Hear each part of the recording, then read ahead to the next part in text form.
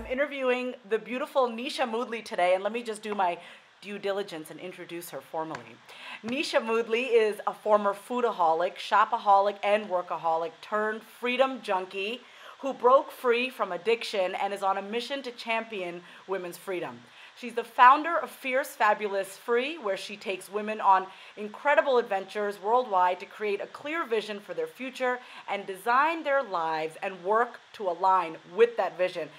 Go to her website at fiercefabulousfree.com. She has an awesome take flight action guide. Just go to fiercefabulousandfree.com. So, Nisha, before we go into the questions that I actually want to ask you, because I have all my formal questions that I have to ask, I do want to just, hear a little bit from you. Well, first of all, thank you for being here. I'm so excited. I'm just like... having me. I'm so excited to play with you today. I've been looking forward to this. Thank you. And guys, if you notice, just notice Nisha's lipstick. How perfectly it's just on. I'll get closer.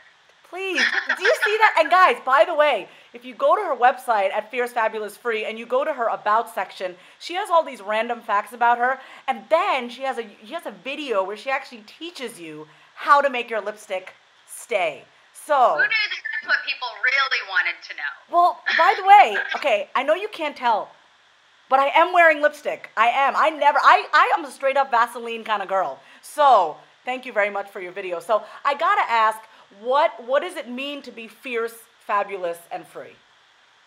So, Fierce, Fabulous, Free, it was created as sort of an ode to women who are, as I say, fierce, so ambitious, determined, focused, like go-get-em kind of women. Those are my sisters. Yeah. And who also, paradoxically, want to have these, like, fabulous lifestyles, want to travel, want to embody a sort of feminine ease and pleasure and playfulness. And so it's one of my core beliefs that the space between being really ambitious and focused and determined and fierce and really playful and joyful and embracing beauty and pleasure and fabulosity, there is an access point to our freedom. And for me, freedom is all about living life on our terms. It's about choice. And so that's what Fierce, Fabulous, Free is all about. I love that because I can definitely relate to the fierce part. I can relate to... I'm trying to get a little bit more fabulous. The lipstick is definitely, first step, and I think it's really about defining it, like you said, on your own terms. But what I love even more, because, Nisha, you are an embodiment of fierce, fabulous, and free. What I love is that I think a lot of women think that in order to be fierce, you got to lose that kind of feminine quality. And I love that about you just in your speaking. You don't lose that femininity, that you can still be fierce and still be feminine.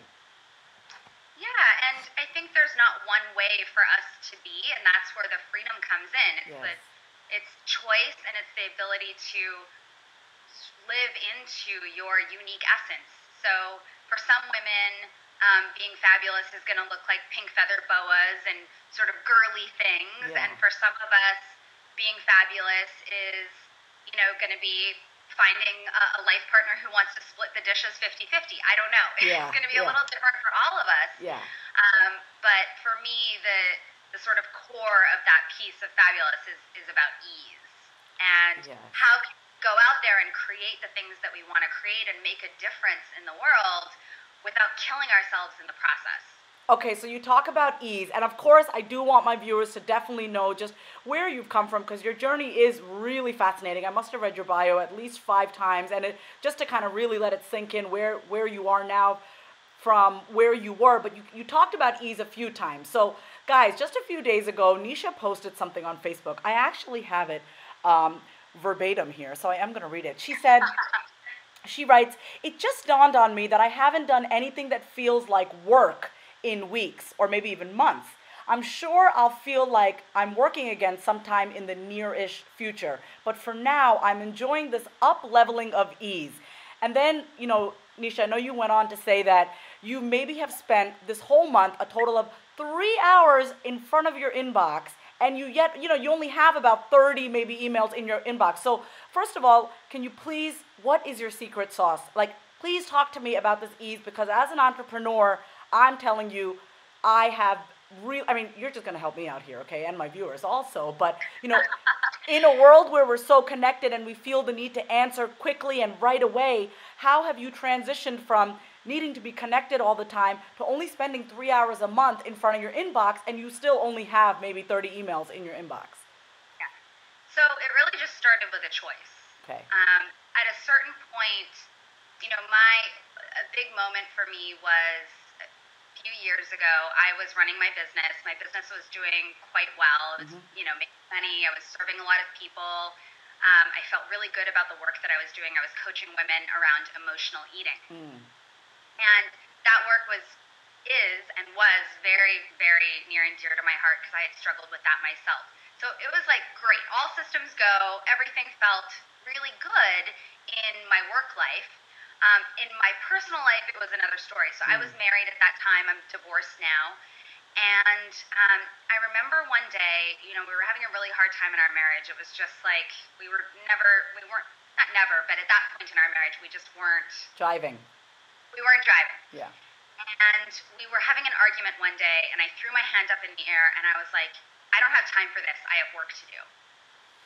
And I got behind my laptop, and I sat down, and I just realized how supremely screwed up it was that the thing that is supposed to be the most important thing in my life, my marriage, was taking way, way, way, way back seat to my work.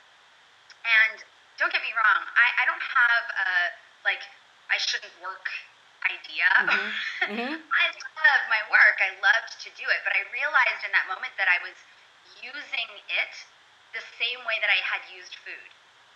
As an avoidance. I was using it to avoid the stuff that was going on in my life. And I see that a lot. So in that moment, I made the decision that I had to turn the way that I was working around and start to actually be living the kind of life that I wanted other women to be living. I mean, unless I was going to start preaching about the virtues of being a burnt-out workaholic, I felt like my message is about freedom. At that time, it was limited to freedom with food. But if my message is about freedom, I better get free. Yeah, you better start free. So I know you said it started with the choice, but then what happened after that? Because it's easy to make a choice, right? I mean, it's a thought in your head, it's the willingness, and then what happened? Yeah, so there's a real intensity of choice there. Like, I made the decision. I had to figure out how to turn this thing around. And so I want to emphasize the importance of that moment that I just made the choice. Because without that choice, it's like, some people are like, oh, well, that would be nice, but it's not possible, or maybe I just have to, struggle a little bit longer for a few more years. I was done. Yeah. Like, my marriage is ending in part because of this thing that I'm dealing with, that I'm creating. So, choice was first. And then, a few things. One, it was just a matter of making decisions immediately in line with that choice. So, what does that mean? For example, I started booking holidays to be with my family, booking time to be with my family, even though I had made the story 1,000 times that I didn't have the time and I didn't have the money. When I get to 6 figures, then I'll have the money and then I'll have the time. When I get to 300,000, then I'll get the money and then I'll have the time. Right. It's never, as long as you're in that mentality. So I made the choice. Then I just started, basically not allowing myself to make excuses for creating that ease that I wanted in my life. So I booked travel with family. I told all my clients at that time, I was seeing them face to face in large part. I told them, I love you. I want to keep working with you. I've decided that I am going to start traveling. It's something I've always wanted to do. I want to start seeing my family more often. I want to see more of the world. So I'd like to move our work to be by the phone. And we had conversations. Every single one of them was on board. They were, in fact, inspired by the sort of the lead I was taking in that. And I started looking at getting support. So someone else, if you read The Big Leap, he talks about zone of genius, zone of excellence, a lot, writing emails. Not all of the emails in my inbox are in my zone of genius. The best possible thing I could be doing with my time is writing emails. or cleaning my toilet. And it actually feels really, really, really good to pay other people to do some of those things for me. Absolutely. Like I'm providing jobs for other people. That feels really, really good. Yeah. And it frees me up to not only have more fun and pleasure and play in my life, but also to be able to do things that are in my zone of genius, to be able to support women more directly. I love what you said about the support though, because and we'll just kind of keep this narrow to women, because I know we both primarily work with women. It's so hard, and I don't want to speak for you, but growing up in an Indian immigrant household, my mom's a doctor and she wanted to do it all. So she would literally be seeing 50, 60 patients a day, and then on the weekend she's like, I have to clean the house. I'm like, but why? You make so much money. Go hire. And to this day, by the way, we don't have a cleaning service back in my parents' house in New York.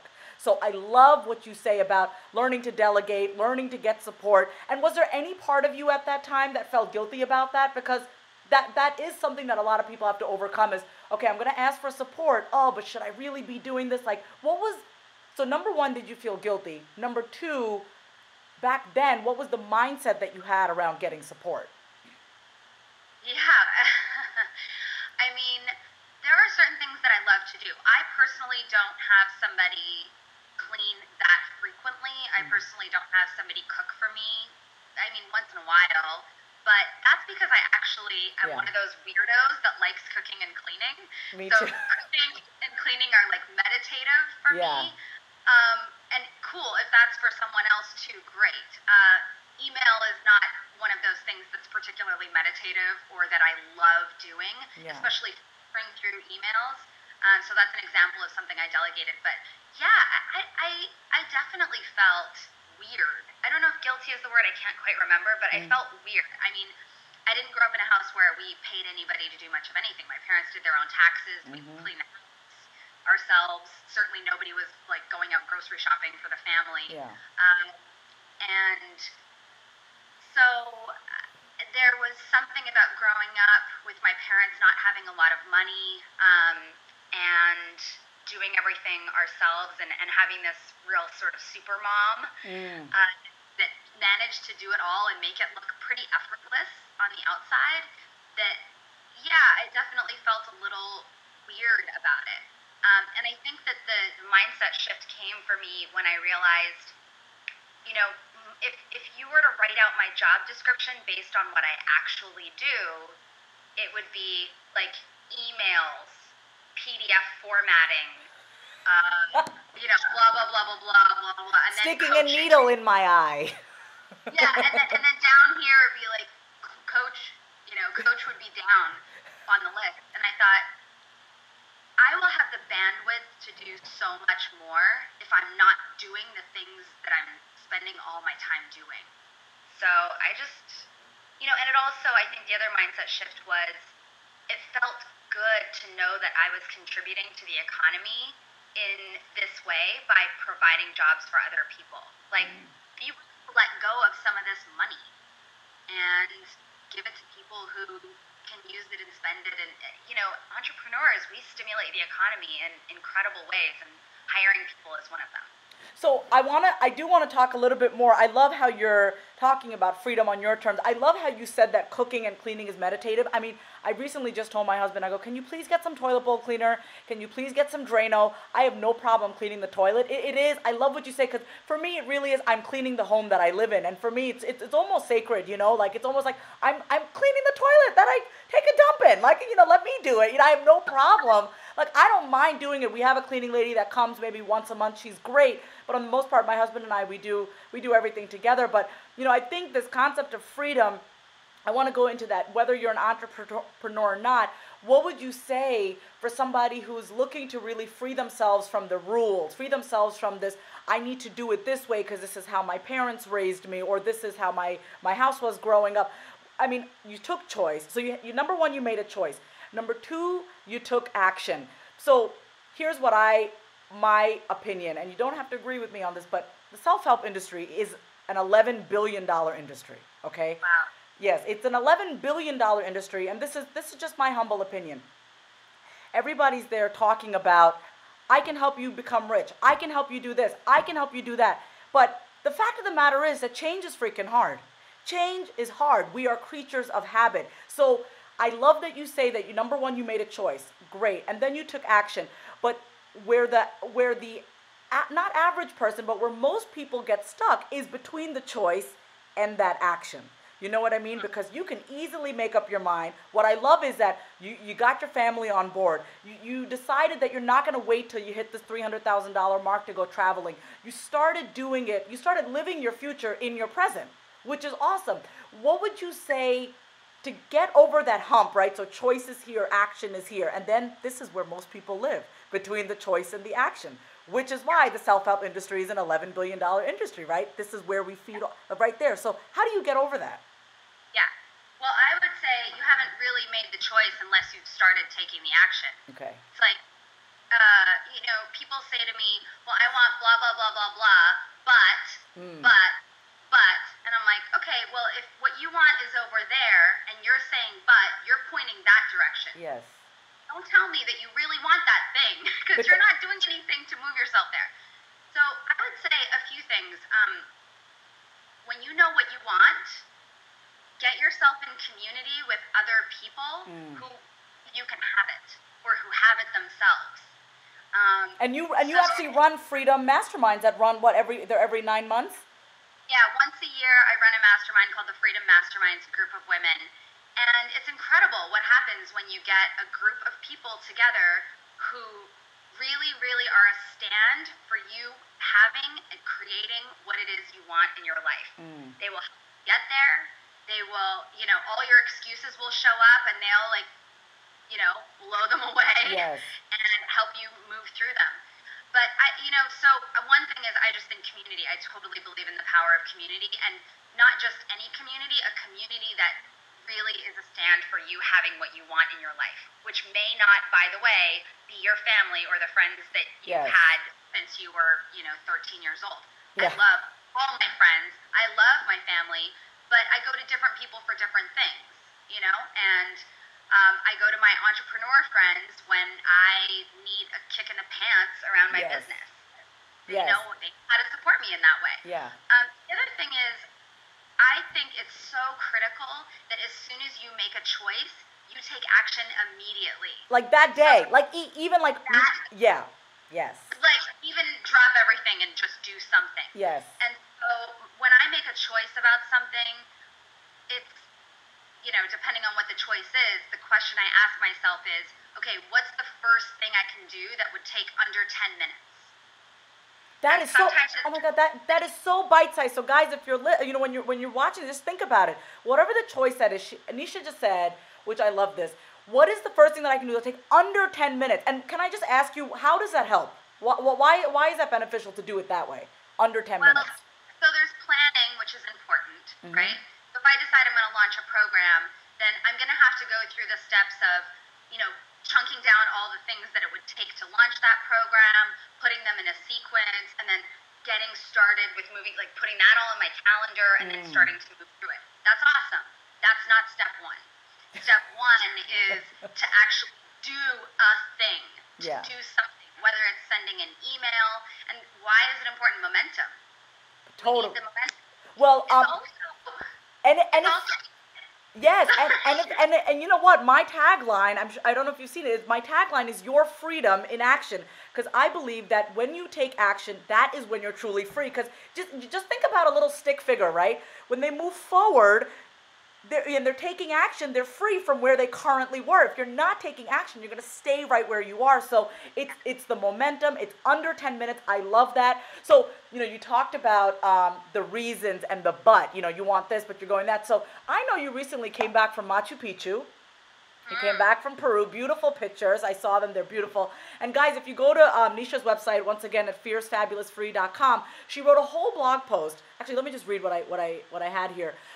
She talked about that over on her website. She talked about living outside of her comfort zone. So first of all, congratulations on living outside of your comfort zone and going. But I want to break it down for my viewers who may be wondering, well, how do I even know if I'm living in my comfort zone? So can you share what it looked like for you? Like, how did you know that you were living in your comfort zone?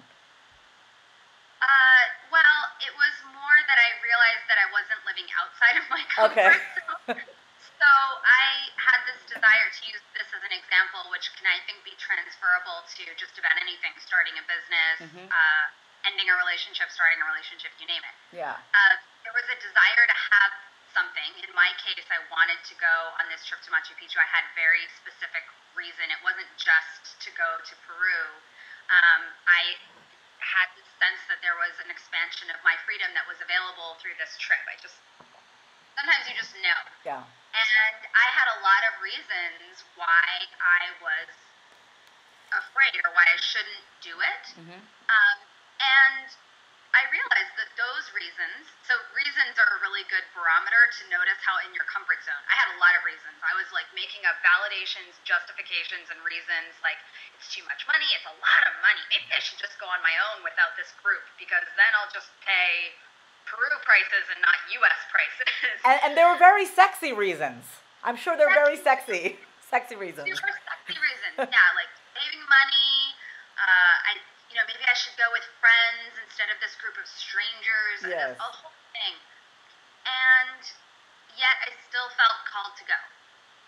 I still just felt called to go. I still felt called to go now with these people on this trip, even though I was scared. And, I took the leap. I have a really weird philosophy, which is when you get down to the bottom of what if, right? What would happen if that happened? What would happen if that happened? What would happen if that happened? Like, worst case scenario. Worst case scenario is I die. Like, that really is the worst case scenario is I die. Yeah. And my weird philosophy is, well, if I die, I won't care because I'll be dead. So, I love that. That is the worst case scenario. That you might die. I might die. And it's weird because it's extremely uncommon, but I think once I don't want to die, I'm not choosing to die. I take calculated risks. It wasn't like I said, okay, I'm going to go to Peru and prostitution is outside of my comfort zone, so I'll go be a prostitute. Like, that's ridiculous. I have no desire to do that. I have the desire to go to Peru and learn. I still did things like take my passport and drink out of the water bottle and not the tap. I don't have a death wish. Yeah. But my point is, when I started to become sort of unafraid of dying, like, that's the only guarantee in my life is that eventually it will end. Yes. I have really no other guarantees. Then it became a lot easier to just do what I want. Just do what I want. If I want to save the world, change the world, help women in this way, start a business, move, travel, save $10,000, I don't know, then I can just do it. The worst thing that can happen is I die. That is the absolute worst thing, guys. That you might just die. I mean, you're going to die anyway, so you might as well do whatever the hell you want, because you're going to die anyway. So did you have a good time?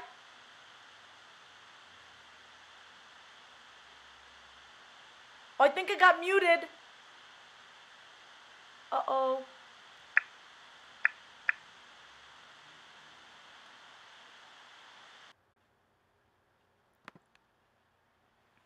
Okay, guys, well, we call this Keeping It Real for a reason because sometimes stuff happens. So, Nisha, I'm so happy to have you back.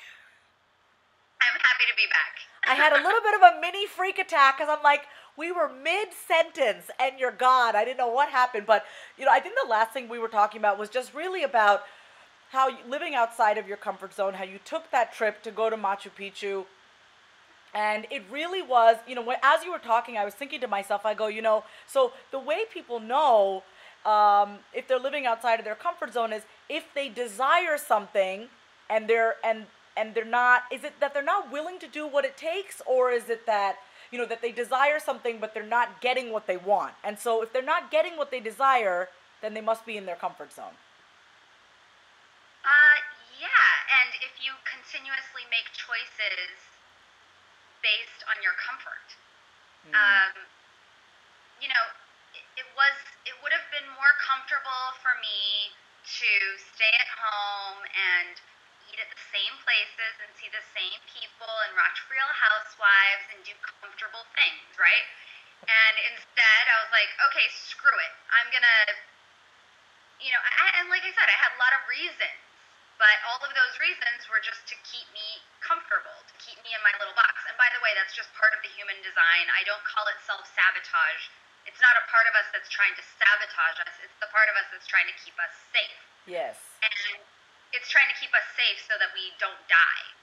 We're just at a funny place in human evolution right now where we've got like three brains and they have sometimes conflicting intentions. Like one part wants us to try new things and evolve and grow and ask questions and be curious and adventure, and the other part of us wants us to stay basically in the womb. So we don't die.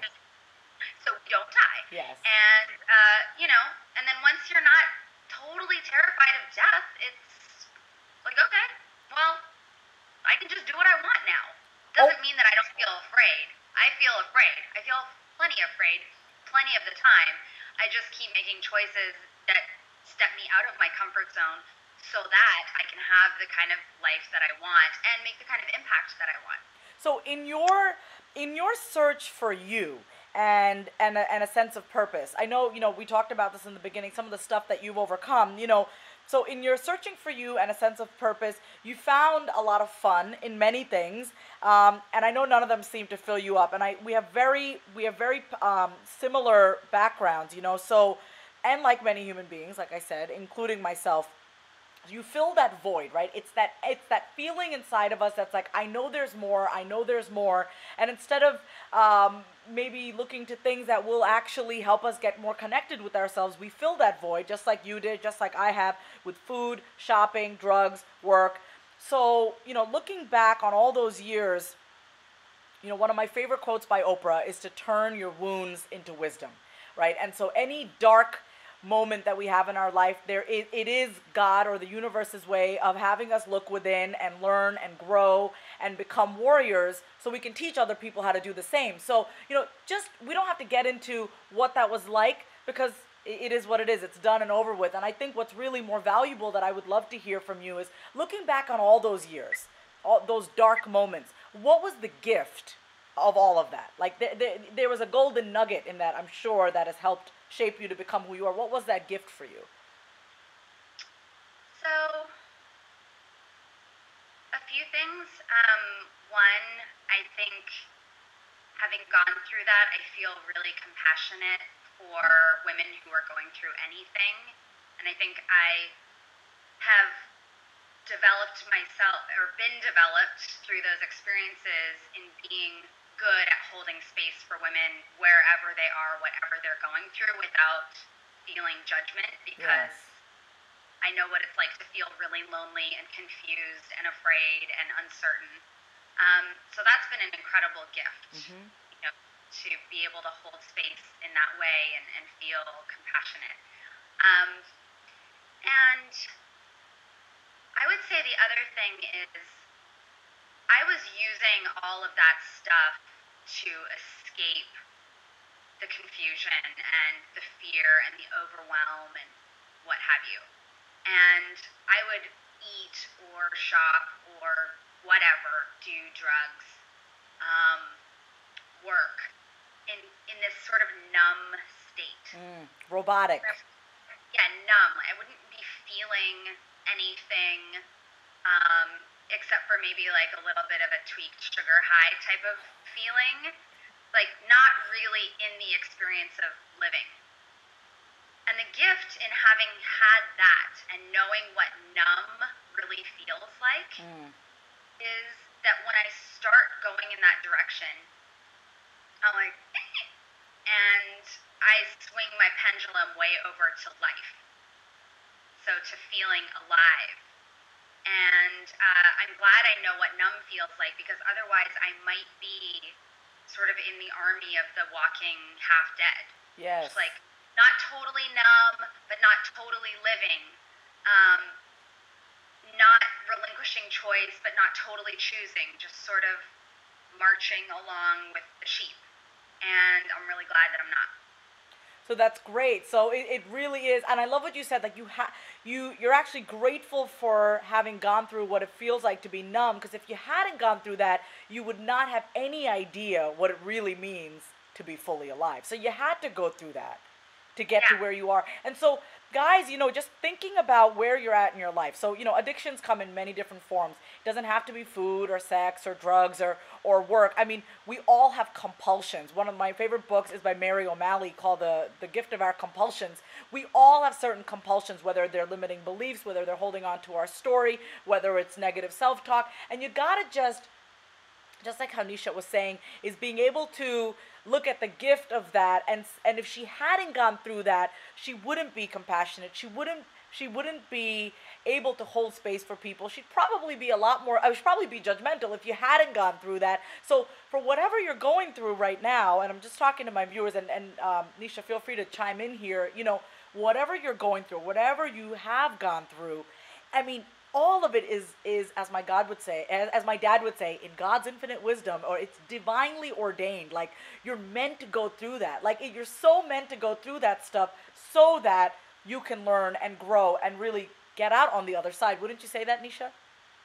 Yeah, and I think if we don't derive our lessons and then kind of get on our knees in gratitude for the lessons that we receive through those experiences, we just keep getting tossed around until we get the lesson and feel gratitude for the lesson. So may as well feel gratitude the first time. So Nisha, I don't think I can hear you again. Can you say something, please? Yes, here we go again. I was dying to talk to you, and it's like muted again. So hold on. It's okay. Oh, you're so cute. You're like, no, it's okay. Hold on. We're going to try this again. Wait. And so this is take 3, you guys. We are back again after our second breakdown, and it's so okay. Nisha gave me great advice. She said, you know what? It might just be funny. And you know what? It is, because you look great. The conversation's awesome. That's all that matters. So, Nisha, I do have one last question for you. Yeah. In this day and age where people I feel like as a whole, humanity itself is really moving towards having a more higher level of thinking, higher consciousness, really waking up. But then we talk about manifesting, right? I'm going to manifest this man in my life, or I'm going to manifest this new job in my life. What I often find is that we look at manifesting as if it's like it'll just happen while I sit here and wait for it to happen. So in your definition, in your experience and in your opinion, what does it mean to manifest, and how does one truly use this law of attraction, which is where when the word manifesting even started to become popular, how does one manifest things in their life? So this is where being fierce and fabulous come into play. Yeah. I think that there are sort of two camps. There's the, like, I have to work my ass off, work. No, nothing is ever given to you. You don't get what you want on a silver platter. Yes. That kind of thing, that mentality. And then there's the, I do yoga and I green juice and I have my affirmations and I am a millionaire. I am a millionaire. I'm a millionaire. I'm a millionaire. And maybe in some way both of those work. But to me, when I'm all in my drive, my ambition, and I have no pleasure or ease in my life, it's not fun. Yeah. And I'm all light and airy-fairy and wishing and hoping. I feel ungrounded, like I'm not actually doing anything with my life. Yeah. And so a few years ago, I invented this thing I call the manifestation equation. Love it. Like, want to know how to manifest? Here's how to manifest. And the equation is appreciation. Okay. Actually being grateful for what we have now.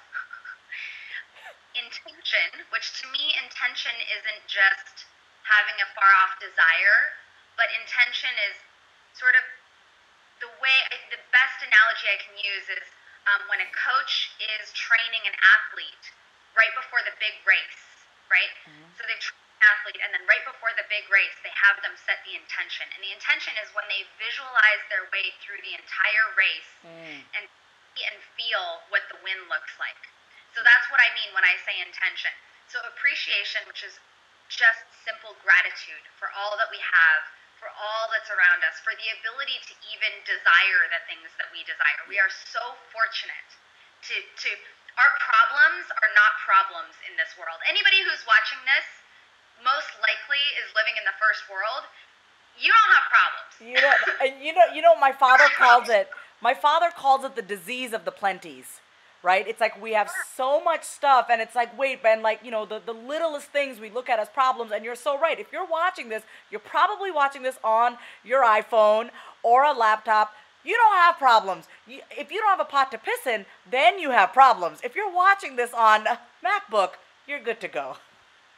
Yeah, I mean, really, our problems are very often dwarfed by other problems in the world. And not to say that we aren't allowed to be sad or any of that, but in terms of manifestation, I think it's so critical to remember to first and always, even if we're not getting what we want, to just be grateful for what we have. So appreciation plus intention, which is that sort of full-bodied memory of the future. By the way, the mechanics of that is that basically your brain starts to code that thing that you want as being havable. Like, of course I can have it. You start to, even if you don't consciously believe you can have it, even if you're in your thoughts, you sort of like, I don't know if I deserve it, I don't know if I can have it, blah, blah, blah.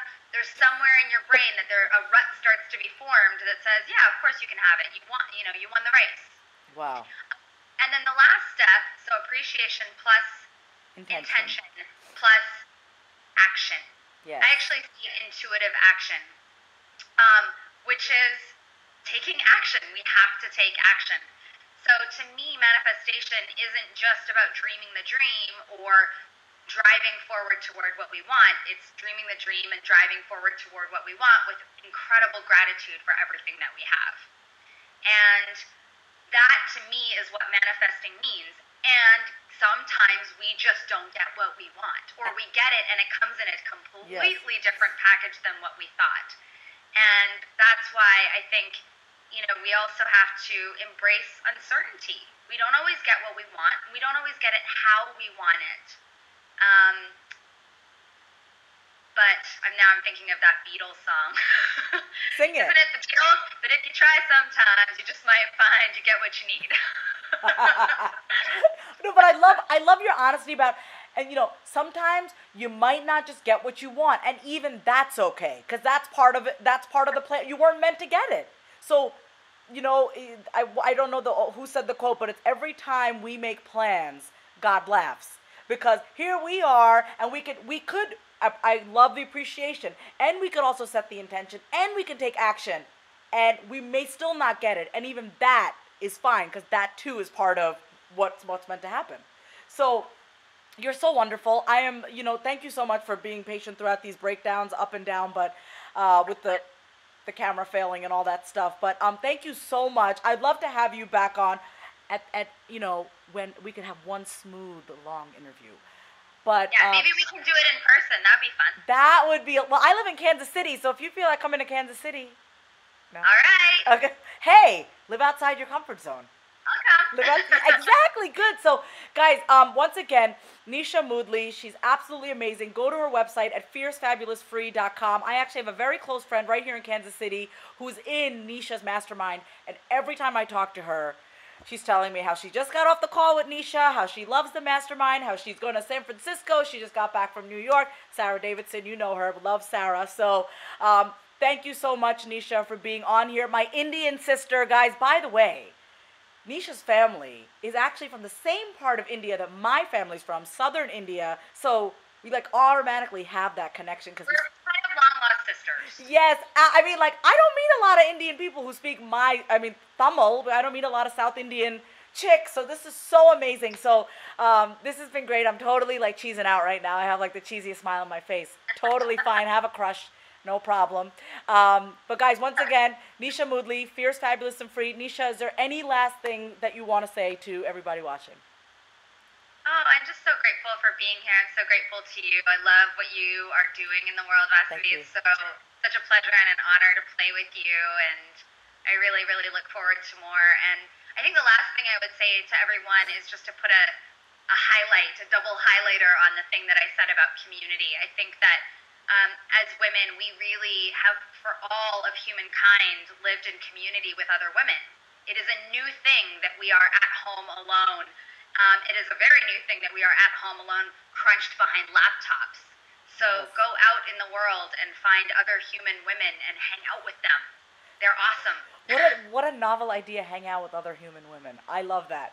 So, guys, once again, fiercefabulousfree.com. I'll be putting her information right in the blog below. Nisha, thank you so much. Thank you so much. So fun to be here with you. Bye, guys. And don't forget, if you love this interview, pay it forward, share it with someone. And if you want more free weekly Keepin' It Real videos, just go right to my website. You guys are probably watching this right on my website, so you can subscribe right below. Thank you so much, Nisha.